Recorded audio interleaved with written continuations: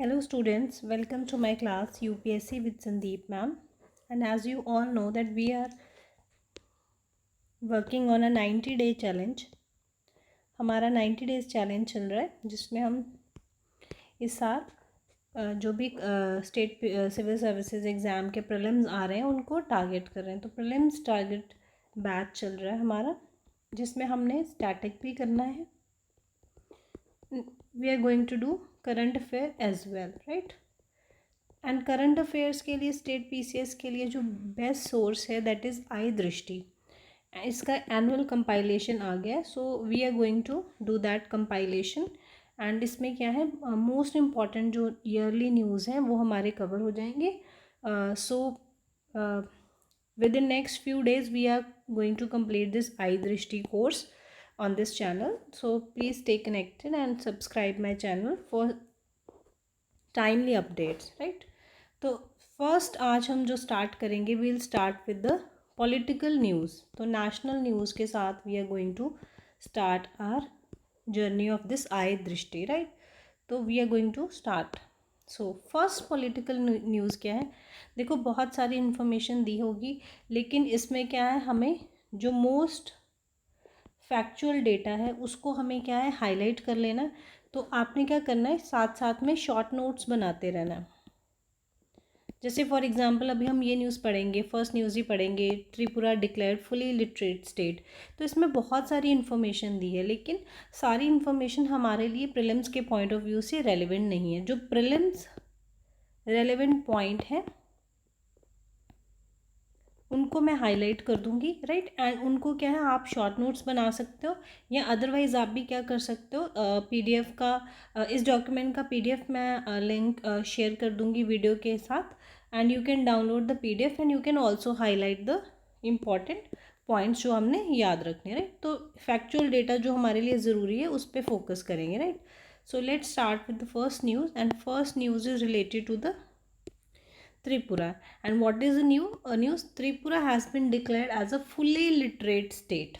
तो अगर हम देखें, गवर्नमेंट की एक स्कीम चल रही है under the name Ullas scheme. And what is this Ullas scheme? This is basically India's scheme to promote literacy rate in the country, right. तो जो लोग पढ़ नहीं पाए हैं किसी भी कारण से और उनको लिटरेसी प्रोवाइड करने का एक गवर्नमेंट की तरफ से एक एफर्ट है अंडर द उल्लास स्कीम। तो उसी के तहत government was taking so many efforts, and under that scheme only it has been declared that now Tripura has become a state which is fully literate, right. And ये पहला state नहीं है, तो ये भी याद रखना है। तो first state to be declared as the fully literate state was Goa, right. Second was Mizoram, and now third is Tripura. तो आपको क्वेश्चन ऐसे भी आ सकता है कि 3 स्टेट्स के नाम दे दिए जाएं और पूछ लिया जाए which of the following state has been declared fully literate under the Ullas scheme, right. तो याद रखना है, first was Goa, then Mizoram, and now is Tripura. तो कैसे याद रख सकते हैं, हम ज्योग्राफी में अक्सर पढ़ते हैं GMT, Greenwich meridian time, right, पढ़ते हैं ना। तो उसी से आप इसको लिंक कर सकते हो। जी से, जी स्टैंड फॉर है Goa, M is for Mizoram, and T is for Tripura. तो इस छोटे से आप निमोनिक से क्या है इस इंफॉर्मेशन को याद रख सकते हो। तो पहली चीज़ जो हमने याद रखनी है फर्स्ट न्यूज़ में, दैट इज़ कौन कौन सी स्टेट्स जो हैं हमारी, कौन कौन सी स्टेट्स हैं जो फुली लिटरेट हो गई हैं under the Ullas scheme, right. तो कौन कौन सी हैं, Goa, Mizoram, and lastly we have Goa, Mizoram, and Tripura, right. So this information is important. Then next with the before this scheme, as per the census of 2011, अगर हम देखें तो त्रिपुरा का लिटरेसी रेट वॉज 87.22, लेकिन अब क्या है 95% क्रॉस कर गया, that is why it is declared as fully literate, right. तो ये जो चीज़ें हो गई, राइट। तो ये आपने याद रखना है। तो इसमें यही इम्पॉर्टेंट था, राइट। तो 3 स्टेट्स हैं जो अभी क्या है, फुली लिटरेट डिक्लेयर हो गई हैं। This is a mnemonic to remember that, right. So let's move to the next news. This is related to the 50 years of emergency.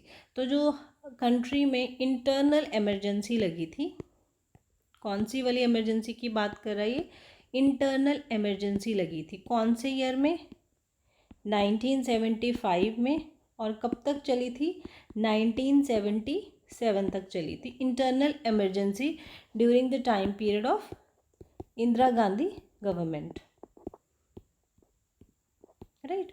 तो ये इमरजेंसी को अब क्या हो गए, 50 ईयर्स हो गए। This emergency has been the most controversial emergency in the Indian history, right. तो बहुत कंट्रोवर्शियल रही थी। एंड ये जो इमरजेंसी है, इंटरनल इमरजेंसी, हमें पता होने चाहिए कि कौन से आर्टिकल के अंडर लगी थी, राइट। फर्स्ट ऑफ ऑल हमें वो आर्टिकल पता होना चाहिए पॉलिटी के पॉइंट ऑफ व्यू से। So what is the article number, so article number is article 352 of the constitution. Article 352 क्या कहता है, that there can be declared emergency in the country on 3 grounds, be it war, threat of war, and the third reason is internal disturbance. Initially it was internal disturbance, but this was replaced by armed rebellion. Internal disturbance word को change कर दिया था constitution में with armed rebellion after the 1975 का emergency. Because 1975 का जो emergency लगा था वो इसी ग्राउंड पे लगा था, इंटरनल डिस्टर्बेंस पे, और इसका मिसयूज़ किया गया था, right, to stay in power. तो पॉलिटिकल पार्टीज़ की तरफ से क्या है, इसका मिसयूज़ किया गया था। It was cited there they like has given the reason that there are internal disturbances in the country। तो इस ग्राउंड पे उन्होंने नेशनल इमरजेंसी डिक्लेयर कर दी, लेकिन उस ग्राउंड्स का मिसयूज़ किया गया। फर्दर फ्यूचर में इसका मिसयूज़ ना हो, इसको रोकने के लिए इंटरनल डिस्टर्बेंस को रिप्लेस कर दिया by the word armed rebellion. By which amendment, तो कॉन्स्टिट्यूशन में अमेंडमेंट हुआ, तो we should remember the constitution amendment number. So it was replace by what, आपने बताना है, इज इट 42nd और 44th। कमेंट सेक्शन में जल्दी से बताना है कौन सी जो है अमेंडमेंट है जिसमें ये इंटरनल डिस्टर्बेंस को रिप्लेस कर दिया था आर्म्ड रिबेलियन से, राइट। तो वही इमरजेंसी जो 1975 में लगी और 1977 तक चली इंदिरा गांधी गवर्नमेंट के टाइम पीरियड पे, उसको अब क्या है 50 ईयर्स हो गए हैं। एंड मोस्टली बिकॉज ये कहा जाता है that the powers of emergency proclamation को मिसयूज़ किया गया था, तो ये कंट्रोवर्शियल इमरजेंसी है।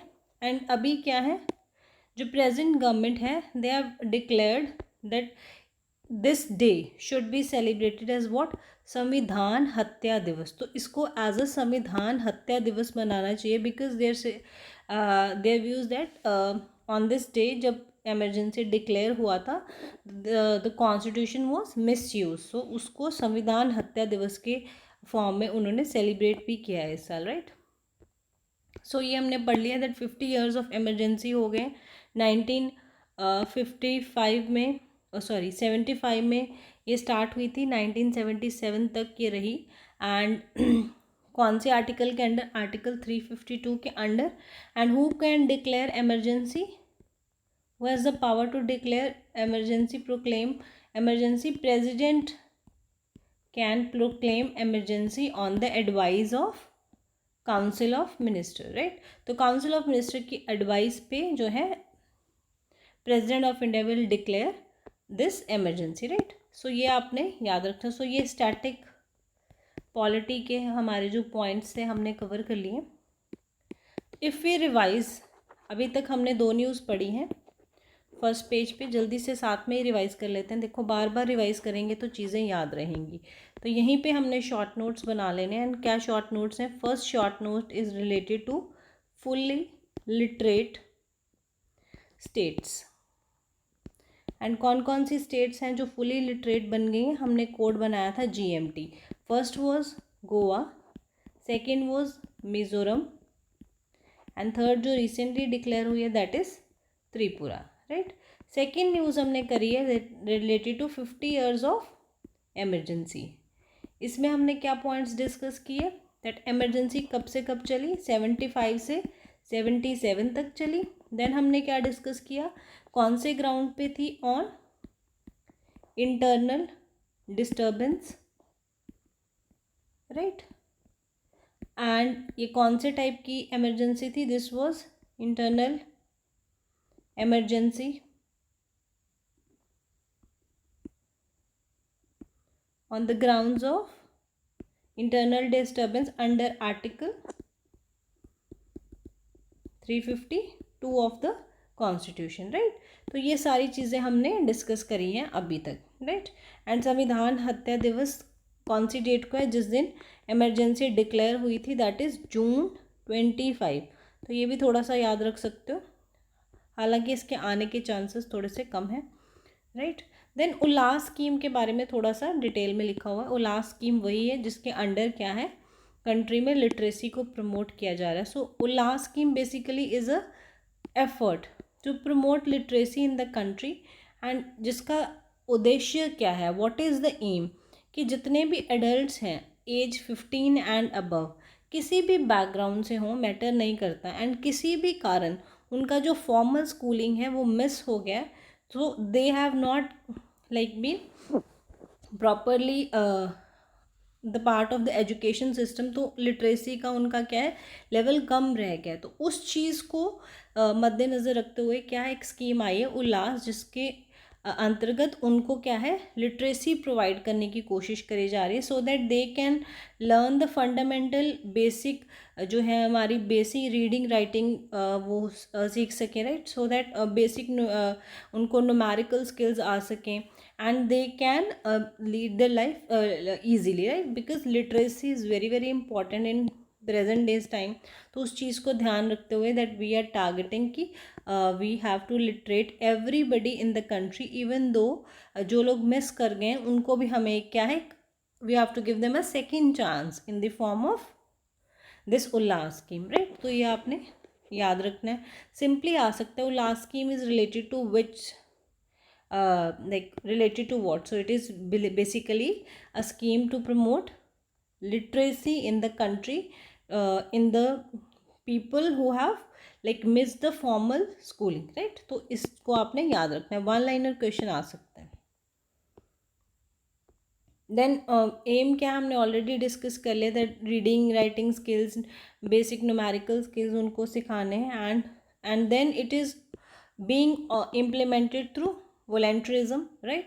And how they are like उनको सिखाया कैसे जा रहा है, they are asked to assess the Disha portal of the government, जिसमें रीजनल लैंग्वेजेस में सारा एजुकेशनल कंटेंट मिलता है, so that they can learn basic reading and writing skill from that platform.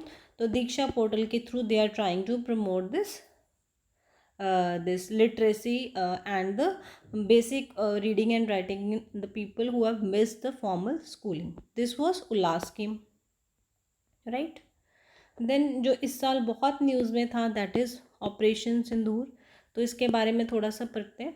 देखो बहुत सारी इन्फॉर्मेशन दी है, लेकिन हम वही पे फोकस करेंगे जो एग्ज़ाम के पॉइंट ऑफ व्यू से रेलेवेंट हैं. तो सिंपल क्वेश्चन सबसे पहले तो यही आ सकता है कि पहलगाम अटैक के बाद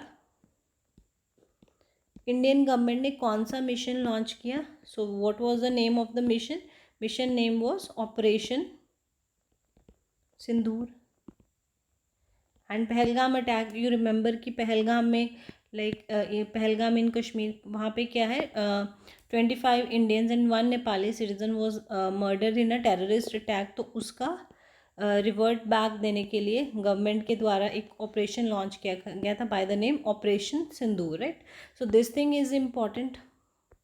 then another thing which is important can be asked is the name of the persons who were leading the mission. So who were leading, so two women, आपने बहुत जब न्यूज़ में भी आ रही थी, right, and every day there was press conference and they were coming and briefing the media, तो आपने देखा भी होगा, wing commander Vyomika Singh and colonel Sofiya Qureshi. तो ये दो नाम याद रखने हैं, व्योमिका सिंह एंड सोफिया कुरैशी, इन दोनों ने क्या है लीड किया था मिशन को। एंड मीडिया ब्रीफिंग गवर्नमेंट की तरफ से फॉरेन सेक्रेटरी भी दे रहे थे, and who was that person, Vikram Misri, right, तो वो भी मीडिया को ब्रीफ कर रहे थे। So these three persons were very very important during the mission Sindoor, तो ये आपने याद रखना है। देन बहुत सारी लोकेशंस को टारगेट किया गया, अप्रॉक्सीमेटली 9 लोकेशंस जो हैं टारगेट की गई in Pakistan and POK under this operation Sindoor. जैसे बहावलपुर में अटैक किया गया, सियालकोट में किया गया, मुजफ्फराबाद में किया गया।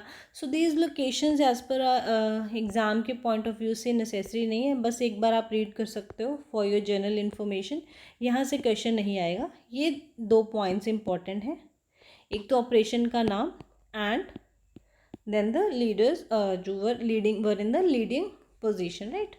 एंड देन कुछ वेपन्स यूज़ किए गए थे ड्यूरिंग द ऑपरेशन सिंदूर, उनके बारे में आपको थोड़ा सा पता होना चाहिए। सो फर्स्ट जो इम्पॉर्टेंट चीज़ यूज़ करी है that is SCALP cruise missile, and this was a missile which was use to attack on static targets. तो जो एक जगह पे स्टैटिक स्टेशनरी टारगेट्स हैं, जैसे बंकर्स को अटैक करना या कमांड सेंटर्स को अटैक करना, उनके लिए जो मिसाइल यूज़ करी गई थी वो उसका नाम क्या था, उसका नाम था SCALP cruise missile, right. So to attack the stationary assets and the fortified bunkers and command centre. लेकिन जो यूज़ करी गई है, प्रिसिशन गाइडेड बॉम्ब्स भी यूज़ किए गए हैं, and this was use to attack the targets which were mobile in nature, which were dynamic in nature, जो तो उनके लिए क्या है हाई प्रिसिशन चाहिए क्योंकि वो मूविंग है। तो उस पॉइंट ऑफ व्यू से जो यूज़ की गई थी चीज़ वेपन, वो कौन सा था, हैमर प्रिसिजन गाइडेड बॉम्ब्स। तो नाम याद रख लेने, SCALP cruise missile was use for stationary targets, for moving targets what we use HAMMER precision guided bombs use किए गए थे, राइट। Then we have used kamikaze drones also, नाम याद रख लेने। Then BrahMos supersonic cruise missile भी यूज़ किया गया था। ब्रह्मोस के बारे में याद रखना है that it is a joint venture of India and Russia. तो इंडिया और रशिया ने मिल के डेवलप की है ये missile, BrahMos supersonic cruise missile, इसका भी यूज़ किया गया during the operation Sindoor. And S-400 भी यूज़ किया गया है, एंड S-400 भी क्या है, this is also Russian air defence system. तो ये एयर शील्ड के जैसे काम करता है, जिसको हम सुदर्शन चक्र भी बोलते हैं of the Indian defence system. तो क्वेश्चन आ सकता है विच ऑफ द फॉलोइंग, इन सभी के नाम देके, which of the following is called the Sudarshan Chakra of the Indian air defence. तो कौन है, S-400 is called the Sudarshan चक्र, ये याद रख लेना आपने, राइट। तो ऑपरेशन सिंदूर के बारे में जो ज़्यादा बातें चीज़ें आपने याद रखनी है, फर्स्ट ऑफ ऑल आपने याद रखना that it was launched after Pahalgam attack. Second ले क्या है, name of the wing commanders. तो विंग कमांडर कौन थे, व्योमिका सिंह एंड कर्नल सोफिया कुरैशी, ये याद रखना है। Then we need to remember weapons जो यूज़ हुए मोस्टली। तो स्टैटिक टारगेट्स के लिए क्या यूज़ किया था, हमने यूज़ किया था SCALP cruise missile. Moving dynamic targets के लिए क्या यूज़ किया था, we used hammer precision guided bombs, and then we used BrahMos also. Then we also used S-400 which is known as the Sudarshan Chakra. Right. तो ये इतनी information आपने operation सिंदूर के बारे में याद रखनी है। लोकेशंस कहाँ कहाँ अटैक किया था वो एज सच एग्ज़ाम के पॉइंट ऑफ व्यू से इम्पॉर्टेंट नहीं है, राइट, आप वैसे रीड कर सकते हो। देन कुछ ये पास्ट मिलिट्री ऑपरेशंस भी बताए गए हैं जो गवर्नमेंट ने लॉन्च किए थे in against various wars with the Pakistan. तो ये क्वेश्चन, यहाँ से क्वेश्चन बन सकता है match the column type, matching आ सकती है आपको। एक तरफ क्या है, ऑपरेशन का नाम दिया हो एंड दूसरी तरफ ईयर या इवेंट दिया हो कि कौन से इवेंट में ये लॉन्च किया था। तो ये थोड़ा सा अभी, बिकॉज ऑपरेशन सिंदूर काफ़ी न्यूज़ में था और वो सबको पता भी है, बट ये एक क्वेश्चन बनाया जा सकता है, एक प्रॉबेबल क्वेश्चन है, तो ये आपने ज़रूर याद करना है। For example operation cactus lily, ये कब लॉन्च किया गया था? दिस वॉज ड्यूरिंग द 1971 की वॉर। अब what this is a air operation था, एयर असॉल्ट ऑपरेशन था जो इंडियन आर्मी ने करा था, इंडियन एयर फोर्स ने, during the Bangladesh liberation war, right. Then दूसरा क्या है, ऑपरेशन ट्राइडेंट। ऑपरेशन ट्राइडेंट भी क्या है, it is also during 1971 India Bangladesh this Bangladesh Pakistan war, and इसमें क्या है, this was a naval mission. दोनों डिफरेंट हो गए ना, cactus lily was for air and operation Trident क्या था, it was a naval mission, जिसमें क्या है कराची के पाकिस्तान के कराची पोर्ट को टारगेट किया गया था। Similarly third was during the 1971 war was operation Python. ये एक नेवल अटैक किया गया था on Karachi port.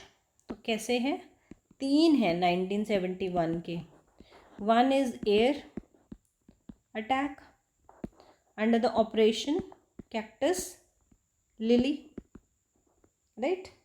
Then second was on Karachi port. Karachi port पे हमारे पास दो हैं, एक नेवल है अटैक एंड बाद में किया गया एक एयर अटैक, राइट। तो नेवल अटैक कौन सा था हमारा, operation Trident, and what was the air attack, operation Python. तो ये आपने याद रखने, तीन तो 1971 की वॉर से ही रिलेटेड है, राइट, तो अच्छे से याद रखना है। Then was operation Vijay, and operation Vijay कब था, कारगिल वॉर के लिए क्या था, during Kargil war the operation was operation Vijay, right. Then operation Safed Sagar, so ये क्या है, ये it was conducted by Indian Air Force to launch air strikes against the Pakistani forces, right, along the LOC। तो ये भी 1999 में था, राइट, तो ये भी याद रखना है। एंड उरी सर्जिकल स्ट्राइक, तो आपको पता ही है, आफ्टर उरी अटैक तो एक जो है सर्जिकल स्ट्राइक करी गई थी, राइट। तो ये सारे आपने याद रखने, these are important from the exam perspective, यहाँ से क्वेश्चन बनता है। सो इसको आप स्टार मार्क कर सकते हो, पास्ट ऑपरेशन वाला ये जो पोर्शन दिया हुआ है, दिस इज़ इम्पॉर्टेंट, यहाँ से क्वेश्चन बन सकता है, right. Then it also talk about the different actions which was taken by Indian government in response to the operation Pahalgam, attack, Pahalgam attack, right. सबसे पहले तो ऑपरेशन सिंदूर ही था, that was a military action, right. Then आपने देखा होगा Indus water treaty, जो कि इंडिया और पाकिस्तान के बीच में एक ट्रीटी है, साइन हुई है, to share the waters of the Indus river, उसको भी सस्पेंड किया गया। And this is first time after 1960 में जब से ये ट्रीटी साइन हुई है, तब से कभी भी ये ट्रीटी सस्पेंड नहीं हुई है। This is first time that India has suspended this Indus water treaty. So to send a very very strong message to Pakistan that water and blood cannot flow together. So Indus water treaty was suspended. Then another thing that took place was closing of the Atari Wagah border checkpoints. That also was closed. Then एक scheme चल रही है India और पाकिस्तान और other SAARC countries के बीच, that is the SAARC visa exemption scheme, जिसके तहत कुछ इसके अंडर क्या है, कुछ इम्पॉर्टेंट डिग्निटरीज़ को अगर लाइक सार्क कंट्रीज़ में मूव करना है तो उनको क्या है, वीज़ा की ज़रूरत नहीं है, उनको वीज़ा एग्जेम्पशन दिया जाता है. So this scheme was also revoked, like suspended by the India as a response to Pahalgam attack, right. इसको हम अभी थोड़ी देर में थोड़ा सा और डिटेल में पढ़ेंगे. And next step which was taken was expulsion of Pakistani military advisers, तो उनको भी इंडियन गवर्नमेंट ने एक्सपेल किया इंडिया से. एंड डिप्लोमेटिक पर्सोनल्स की रिडक्शन करी as a response to Pahalgam attack, right. तो ये सब गवर्नमेंट ने स्टेप्स लिए in response to Pahalgam attack. So will read Indus water treaty in detail, first thing जो इम्पॉर्टेंट है. Then SAARC visa exemption scheme, ये भी हम डिटेल में करेंगे, राइट. तो first of all will do Indus water treaty. So पहली बात याद रखनी है that Indus water treaty is to share water of the Indus river between India and Pakistan. तो इंडस रिवर के वाटर्स को डिवाइड किया गया between India and Pakistan. And कैसे डिवीजन हुई है. इंडिया को वाटर्स मिले हैं रावी, ब्यास एंड सतलुज. तो ये 3 रिवर्स हैं, eastern reverse of the eastern tributaries of river Indus. इनका इंडिया को क्या है, अनरिस्ट्रिक्टेड यूज़ का जो है एलोकेशन किया गया है under this Indus water treaty. और जो वेस्टर्न रिवर है जिसमें क्या आ जाते हैं, झेलम, चेनाब और इंडस, इनका जो है वाटर्स हैं, this is reserve for Pakistan. तो these threes are reserve for Pakistan and Ravi, Beas, Sutlej are reserve for India, right. And ये ट्रीटी किसने कराई थी, this is brokered by World Bank. ये बहुत बार आता है, याद रखना है. एंड कौन सी ईयर में साइन हुई थी, 1960 में. एक और चीज़ जो आपने कमेंट सेक्शन में बतानी है कि who was the PM of India and who was the PM of Pakistan, जिनके बीच ये ट्रीटी साइन हुई थी. तो कौन कौन से पीएम थे दोनों तरफ के जिन्होंने इस ट्रीटी पे साइन किया, तो ये आपने कमेंट सेक्शन में बताना है, राइट. एंड ये इंडस वाटर ट्रीटी आज तक कभी भी सस्पेंड नहीं हुई. This is the first ever suspension of the treaty since 1960, right. So ये आपने याद रखना है. And then we have to read about this SAARC visa exemption scheme. So what is this SAARC visa exemption scheme? This is a scheme, basically new scheme नहीं है, this is a very old scheme. It was launched in 1992 में launch करी गई थी. And क्या scheme के जो हैं फीचर्स क्या हैं, इसमें ये डिसाइड किया गया था कि कुछ certain dignitaries, certain important personalities from the SAARC countries, ठीक है.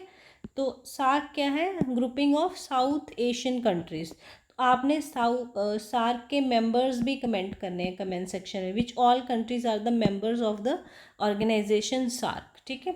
तो सार्क कंट्री के जो इम्पोर्टेंट डिग्निटरीज हैं, अगर वो एक दूसरी कंट्री में ट्रैवल करना चाहते हैं तो उनको क्या है, एक स्पेशल ट्रैवल डॉक्यूमेंट दिया जाएगा, जिसकी वजह से वो क्या है, उनको एग्जेम्प्ट हो जाएंगे वो to get the visa within that region. मतलब आप विदाउट वीज़ा फिर सार्क कंट्रीज़ में ट्रैवल कर सकते हो under this SAARC visa exemption scheme. This scheme is not for common people. तो क्वेश्चन कैसे बना सकते हैं, स्टेटमेंट बन सकती है, SAARC visa exemption scheme exempt everyone from the SAARC countries to travel India without visa. तो वो स्टेटमेंट गलत हो जाएगी, because it is for a certain category of people, not for every one. तो करंटली 24 कैटेगरीज ऑफ पीपल हैं जिनको exempt किया गया है, जैसे जजेस ऑफ हायर कोर्ट हों, पार्लियामेंटेरियंस हों, एमपीज़ हों, राइट, कोई सीनियर ऑफिशियल्स हों, डिप्लोमेट्स हों, जर्नलिस्ट हों, बिजनेसमैन्स हों, स्पोर्ट्स पर्सनस हों, राइट. इन सब कैटेगरी के लोगों को एग्जेम्प्ट किया गया है, not for common people, right. And इसमें क्या है, आपको आपके पासपोर्ट पे put SAARC visa stickers so that आपको क्या है, लाइक वीज़ा एग्जेम्पशन मिल जाए and you can travel hassle free, right. तो उस चीज़ को प्रमोट करने के लिए, गुड रिलेशंस प्रमोट करने के लिए बिटवीन द सार्क नेशन ये स्टेप लिया गया था। लेकिन अभी क्या है, currently due to the Pahalgam attack the government has suspended the SAARC visa exemption scheme as well, right. तो ये आपने याद रखना, दिस इज सुपर इम्पॉर्टेंट। तो इंडस वाटर ट्रीटी इम्पॉर्टेंट है, this SAARC visa exemption scheme is also important, ये आपको याद रखनी है। And then very important topic for this year's prelims and even mains also is the Waqf Amendment Act, right। तो वक़फ़ amendment bill pass हो गया, काफ़ी देर से इसको पास करने की कोशिश करी जा रही थी, राइट। तो finally this has been passed and it has finally become act, right. So Waqf amendment bill समझने से पहले हम समझते हैं व्हाट इज़ वक़फ़। वक़फ़ क्या है? Waqf is any like, it's like आपको कैसे कह सकते हैं, it's like a charitable institute जिसका काम क्या है, to promote the charitable and religious जो है activities in the particularly in the Muslim religion, right. तो इसका काम क्या है, for working for the welfare, for the development of the Muslim community, right. तो वक़फ़ बोर्ड के रिलेटेड बहुत सारी चेंजेस करी गई हैं जिसकी वजह से ये एक्ट न्यूज़ में था, राइट। तो वक़फ़ फर्स्ट ऑफ ऑल इसमें जो इम्पॉर्टेंट फीचर है that is the feature of ineligibility, that once a property is declared Waqf. अगर आपने किसी एक बार एक प्रॉपर्टी को वक़फ़ डिक्लेयर कर दिया तो उस प्रॉपर्टी को आप बाद में किसी भी फॉर्म में चेंज नहीं कर सकते, that is it can't be then sold. वो बेच भी नहीं सकते, किसी और के नाम पे ट्रांसफ़र भी नहीं कर सकते, किसी को गिफ्ट भी नहीं कर सकते, उसको गिरवी भी नहीं रख सकते, कोई उसको इनहेरिट भी नहीं कर सकता। तो वो जो प्रॉपर्टी है अल्टीमेटली विल बी उसका जो ओनरशिप है would be in the name of God and वो इटर्नली रहेगा। वंस अ वक़फ़ ऑलवेज अ वक़फ़ वाला कॉन्सेप्ट है।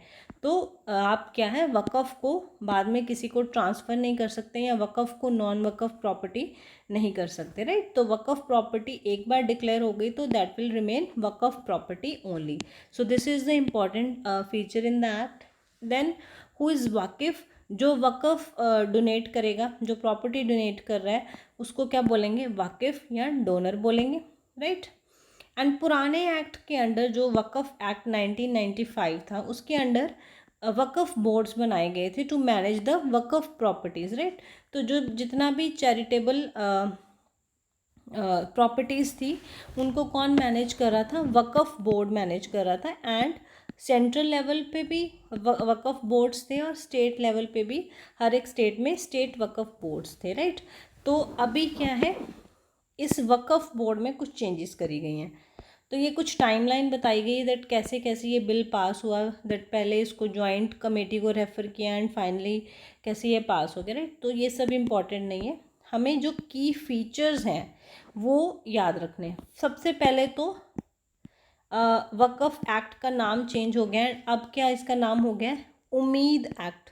अगर सबसे सिंपलेस्ट क्वेश्चन तो यही बन सकता है, recently Umeed act was in news, it is related to what. So basically Umeed act क्या है, it is related to the Waqf act. So Umeed act का फुल फॉर्म क्या है, it is unified Waqf management empowerment efficiency and development act. तो नाम से ही समझ आ रहा है कि क्या क्या चेंजेस हुई हैं। यूनिफाइड वक़फ़ मैनेजमेंट मतलब एक यूनिफाइड तरीके से आपने वक़फ़ प्रॉपर्टी को मैनेज करना है, वक़फ़ को आपने वक़फ़ बोर्ड को आपने एम्पावर करना है, आपने इंश्योर करना है कि वक़फ़ बोर्ड एफिशिएंटली काम करें और जितना भी ये जो चैरिटेबल पर्पसेस के लिए आ रहा है सारा डोनेशंस, वो क्या है, is use for the development, right, उसका मिसयूज़ ना हो। तो ये सारी चीज़ें इंश्योर करने के लिए एक्ट में चेंजेस करी गई हैं, राइट। सो इसीलिए एक्ट का नाम क्या है, Umeed act. So Waqf act 1995 has been replaced by Umeed act 2025। तो ये याद रखना है।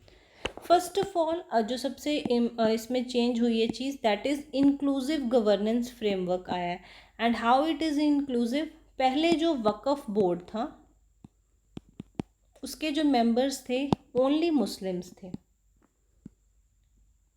लेकिन क्योंकि अब नाम में देखो क्या लिखा है, यूनिफाइड, तो अब क्या है, नॉन मुस्लिम मेंबर्स को भी रिप्रेजेंटेशन मिली है वक्फ बोर्ड्स में, चाहे वो सेंट्रल वक्फ बोर्ड हो चाहे वो स्टेट वक्फ बोर्ड हो। तो एक ग्रेटर इंक्लूसिविटी के लिए, सबकी रिप्रेजेंटेशन के लिए क्या है, एक जो है इसमें चेंज किया गया है वक्फ बोर्ड के गवर्नेंस फ्रेमवर्क में। एंड क्या किया गया है, अब नॉन मुस्लिम मेंबर्स को भी रिप्रेजेंटेशन मिल रही है। हालांकि इसी चीज़ की वजह से बहुत सारी जो है PILs फाइल हो रही हैं सुप्रीम कोर्ट में रिगार्डिंग कि इसको क्लॉज को हटाना चाहिए, बट अभी एज ऑफ नाउ क्या है, वक्फ बोर्ड में अभी नॉन मुस्लिम्स को अलाउ कर दिए, ये आपने याद रखना है, right. Then is the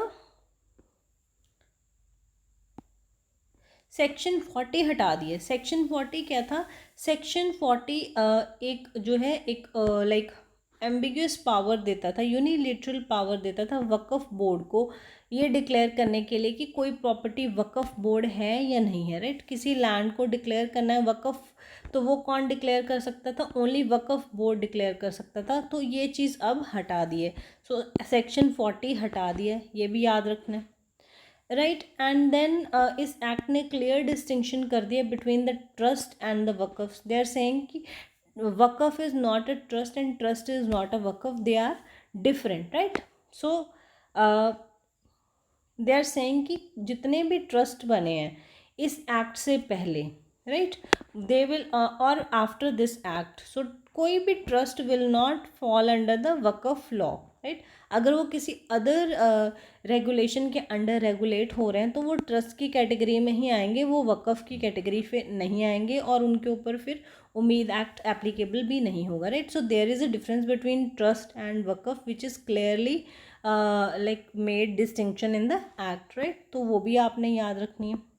then this point is also was in news, इस पे भी बहुत कंट्रोवर्सी हो रहा था, दैट कौन जो है अपनी प्रॉपर्टी को एज अ वक्फ डोनेट कर सकता है। दे आर सेइंग दैट वही कर पाएगा who is a practicing Muslim, and who how they will see that you are a practicing Muslim और not.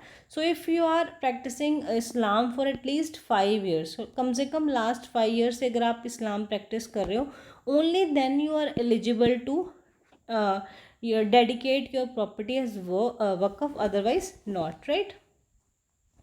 And then there is also something related to the protection of right of women and children. वो कैसे हैं, they are saying that before declaring any property as waqf, it should be ensured that जो women के और children की inheritance right हैं वो ensure हों, तो उनको overlook नहीं किया जाएगा while declaring a waqf property, right. तो ये भी याद रखने वाली चीज़ है। Then is the next importance the protection of tribal and schedule areas. तो क्लियरली एक्ट ने प्रोहिबिट कर दिया है कोई भी ऐसी लैंड जो शेड्यूल 5 या शेड्यूल 6 के अंडर आती है उनको आप वक़्फ़ डिक्लेयर नहीं कर सकते हो। सो इन अ वे ट्राइबल लैंड को प्रिजर्व करने की कोशिश करी गई, ट्राइबल आइडेंटिटी को, ट्राइबल राइट्स को इंश्योर करने के लिए क्या है, एग्जेम्प्ट किया गया दैट शेड्यूल 5 और शेड्यूल 6 के अंडर जितनी भी लैंड है that can not be declared as Waqf. तो ये भी याद रखना है। सो ट्राइबल राइट्स की प्रोटेक्शन की बात भी करी गई है। देन वक़्फ़ ट्राइब्यूनल कॉम्पोजिशन, ठीक है। तो वक़्फ़ से रिलेटेड अगर कोई डिस्प्यूट होता है तो उसको सॉल्व करने के लिए क्या है, वक़्फ़ ट्राइब्यूनल बनाया गया है एंड उसकी कॉम्पोजिशन क्या है, that would be a 3 membered body, right. तो ये भी याद रखना है कि वक़्फ़ ट्रिब्यूनल में कितने लोग होंगे, it is a 3 membered body. Then what else is important, that scrutiny of government land claims. Any claim that government land or property is waqf will now undergo investigation by an officer senior to collector, ensuring more rigorous review.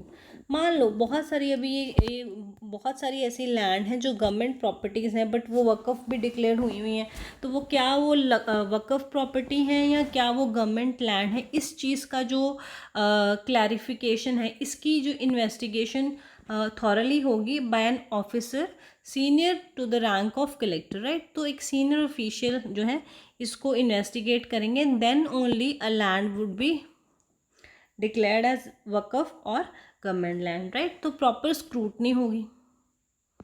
Then is enhanced legal recourse है। पहले क्या था, there were not, जो decision Waqf tribunal की तरफ से आता था उसके अगेंस्ट अपील्स मुश्किल थी, राइट। लिमिटेड पावर्स थी अपील की, बट अब क्या है, you can appeal against the Waqf tribunal का जो लाइक डिसीजन है उसको आप you can appeal to the high court. So this is something which is important. Then another thing जो इम्पॉर्टेंट चेंज हुई है वो है कि जितना भी कंट्रीब्यूशन आ रहा है वक्फ इंस्टीट्यूशन को, उसका सिर्फ 5% ही आप यूज़ कर सकते हो for the management of Waqf board.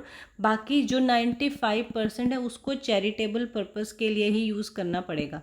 पहले ये अमाउंट कितना था, 7%, अब उसको रिड्यूस करके कर दिया गया है ओनली 5%। तो rest of the amount should be contributed towards charitable purposes only.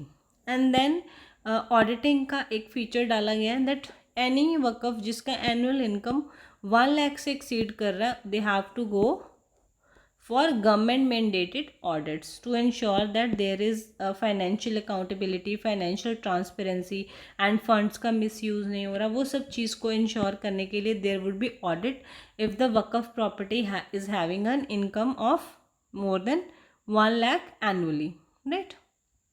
तो ये याद रखना है। So this is important. तो वक्फ एक्ट में जो चेंजेस करे हैं वो आपने याद रखना है। ये चीज़ है कि नॉन मुस्लिम्स को अलाउ कर दिया, ये चीज़ याद रखनी है। देन 40 सेक्शन रिमूव कर दिया जो कहता था यूनिलेटरल पावर है वक्फ बोर्ड को किसी भी प्रॉपर्टी को वक्फ डिक्लेयर करने की। देन ये भी है कि ओनली प्रैक्टिसिंग मुस्लिम जो है वही डेडिकेट कर सकते हैं प्रॉपर्टी एज वक्फ, राइट।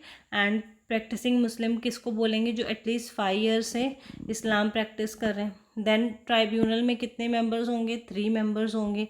तो क्या आप उसको लीगल रिकोर्स में क्या है, you can also appeal to the Waqf high court against the Waqf tribunal decisions, right.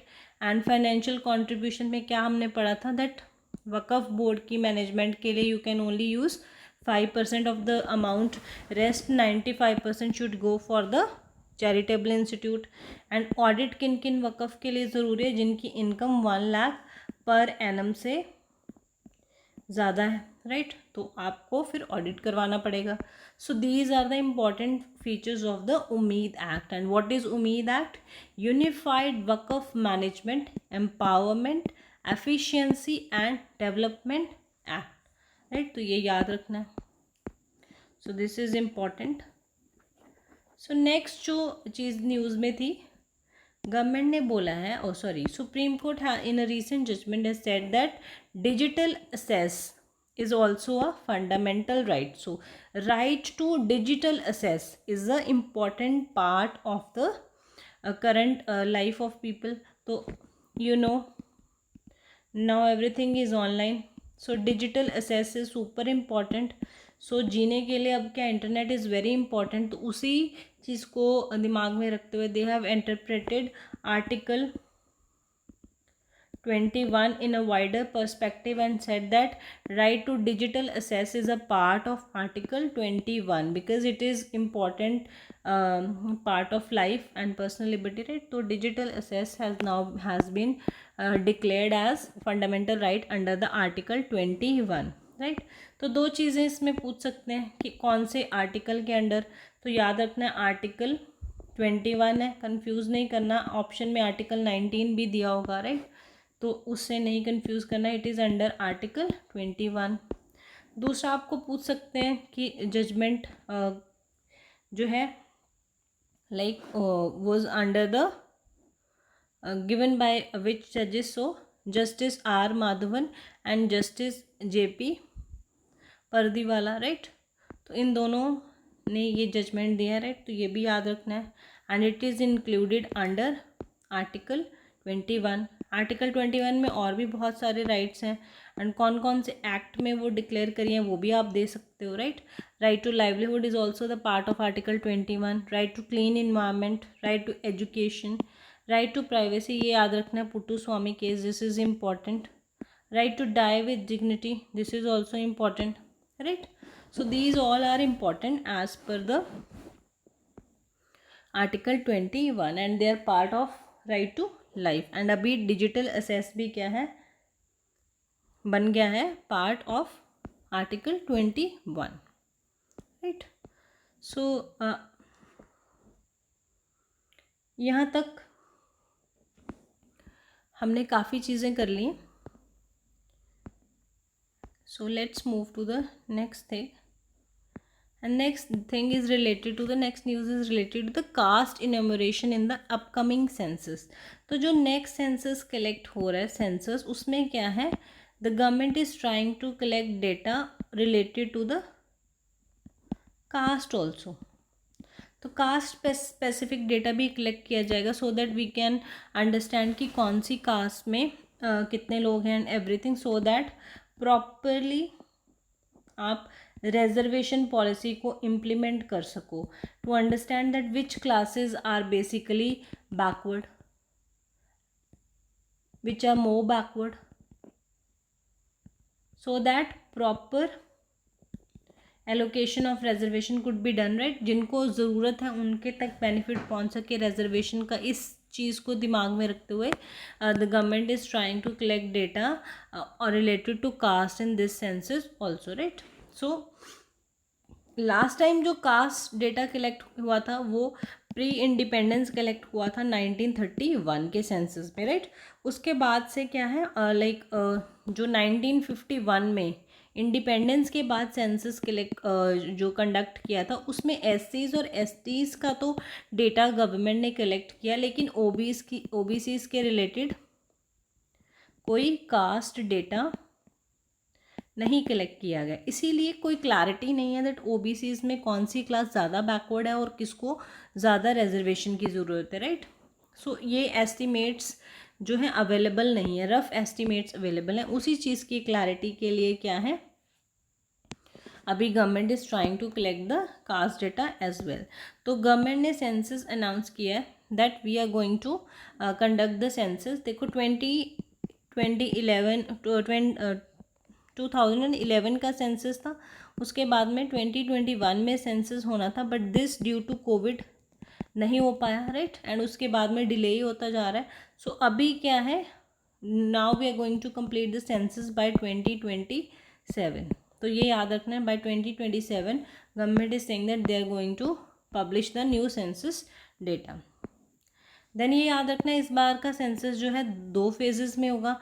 First of all phase 1 में they will go for house listing, जिसमें वो बिल्डिंग्स हाउसेस के बारे में इंफॉर्मेशन कलेक्ट करेंगे, कैसी कैसी एमेनिटीज़ हैं, कितनी एसेट्स हैं, क्या है, वो फेज़ 1 होगा. एंड फेज़ 2 क्या है, जिसमें पॉपुलेशन के बारे में डेटा होगा, and this would be more detail, जिसमें कितने फैमिली में कितने मेम्बर्स हैं, कौन सी कास्ट का क्या है, वो सारा डिटेल में आपका जो है डेटा कलेक्ट होगा in the phase 2. So phase 1 is house listing and phase 2 is population enumeration.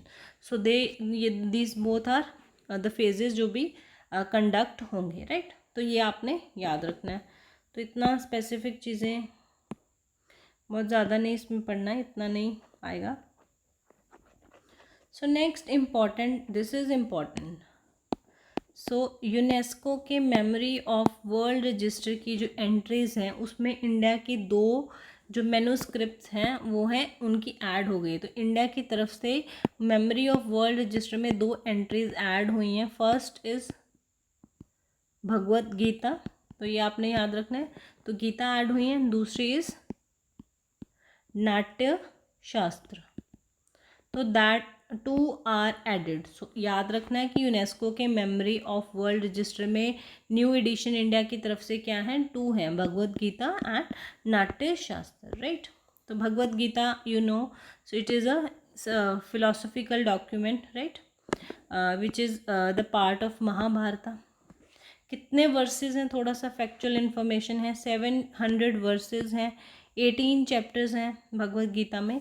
And ये क्या है, गीता उपदेश भी बोलते हैं इसको। एंड लॉर्ड कृष्ण और अर्जुन के बीच में जो कॉन्वर्सेशन हुई है on the battlefield of Kurukshetra, that has been summed up as Bhagavad Gita, तो वो है। एंड नाट्य शास्त्र के बारे में भी आपको पूछ सकते हैं, that Natya Shastra is what is attributed to Bharat Muni, right. तो इनके बारे में भी आपने याद रखना है। तो 2 एंट्रीज इंडिया की तरफ से गई हैं, first is Bhagavad Gita and second is Natya Shastra, ये तो याद रखना है, राइट। एंड कहाँ गई हैं, memory of world register, UNESCO एक मेंटेन करता है डेटा ऑफ मैन्युस्क्रिप्ट जो हिस्टोरिकली इम्पॉर्टेंट है, उसमें इंडिया की 2 न्यू एंट्रीज ऐड हुई हैं, तो ये आपने याद रखना है, राइट। तो आई होप जितनी भी न्यूज़ हमने अभी तक करी हैं आप उनको रिकॉल कर पा रहे होंगे। तो let's take a break and let's revise rather than moving forward, right. तो जल्दी से रिवाइज करते हैं। तो रिसेंटली कौन कौन सी स्टेट्स को फुली लिटरेट डिक्लेयर किया गया, so Goa, Mizoram and Tripura. Then 50 years of emergency हो गए, वो भी हमने पढ़ लिया था। देन उल्लास स्कीम के बारे में भी पढ़ा है, राइट, लिटरेसी प्रमोशन के लिए। Then we discussed Operation Sindoor, जिसमें हमने पढ़ा कि who were the main people जो इन्वॉल्व थे, लीडरशिप किनके पास थी, commander Vyomika Singh and colonel Sofiya Qureshi. देन हमने वेपन्स जो यूज़ किए वो भी पढ़े, राइट। देन हमने पढ़ा पास्ट मिशंस जो गवर्नमेंट ने लॉन्च किए थे, कैक्टस लिली के बारे में पढ़ा, ऑपरेशन ट्राइडेंट पढ़ा, ऑपरेशन पाइथन पढ़ा, मेघदूत पढ़ा, विजय पढ़ा, राइट। ये सब मिशंस हमने पढ़े। देन हमने वक्फ बोर्ड के बारे में पढ़ा। देन हमने साक वीज़ा एग्जेम्पशन प्रोग्राम के बारे में पढ़ा, जिसमें हमने पढ़ा that it is reserve for certain categories of dignitaries and उनको वीज़ा एग्जाम्पशन मिलता है इफ़ दे ट्रैवल टू साक कंट्रीज, राइट, सबके लिए नहीं है। Then we read about new fundamental right जो ऐड हुआ है, so under article 21 digital access has been included as fundamental right, right, ये हमने पढ़ा। देन हमने पढ़ा इस ईयर के जो इस बार का जो सेंसस है उसमें क्या है, कास्ट डेटा भी कलेक्ट किया जाएगा, right. Then we also studied की यूनेस्को की मेमोरी ऑफ वर्ल्ड रजिस्टर में 2 एंट्रीज इंडिया की तरफ से ऐड हुई, that is Bhagavad Gita and Bharat Muni's Natya Shastra. So I hope आपको यहाँ तक जितने भी हमने न्यूज़ करी हैं वो समझ भी आ गई होंगी एंड मोस्टली आपको याद भी हो गई होंगी। आपने क्या है, अब इसके शॉर्ट नोट्स रेडी कर लेने। देखो इतनी सारी इन्फॉर्मेशन आपकी हमने इतने पेजेस किए, बट अगर आप इसके शॉर्ट नोट्स बनाओगे तो वो 1 पेज में बन जाएंगे। सो आप इसको क्या है, अब इसी क्लास के बाद में क्या है, इसको 1 पेज में सफीस करने की कोशिश करो and make short notes for this content, right. And next class में we will further complete this political news and जितना रह गया है we will complete in the next class, right. So I hope you enjoyed the class. Thank you students, and keep liking and keep subscribing my channel. Thank you so much. Have a great day.